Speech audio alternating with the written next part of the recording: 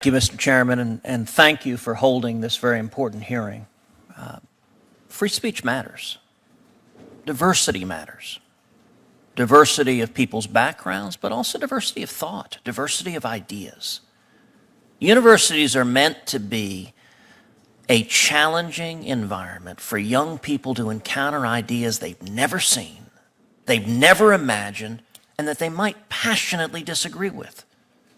If universities become homogenizing institutions that are focused on inculcating and indoctrinating rather than challenging, we will lose what makes universities great. The First Amendment is not about opinions you agree with. It's not about opinions that are right and reasonable. The First Amendment is about opinions that you passionately disagree with and the right of others to express them.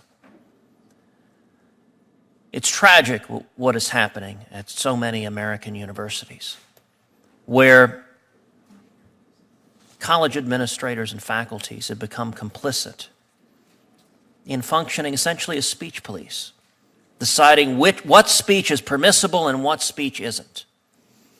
You see violent protests that the senior senator from California referred to, enacting effectively a heckler's veto, where violent thugs come in and say, this particular speaker, I disagree with what he or she has to say, and therefore I will threaten physical violence if the speech is allowed to happen. And far too many colleges and universities quietly roll over and say, okay, the threat of violence, we will effectively reward the violent criminals and muzzle the First Amendment.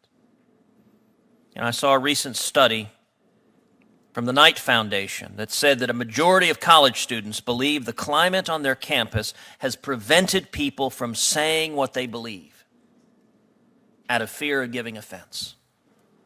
What an indictment of our university system. And what does it say about what you think about your own ideas? If ideas are strong, if ideas are right, you don't need to muzzle the opposition. You should welcome the opposition.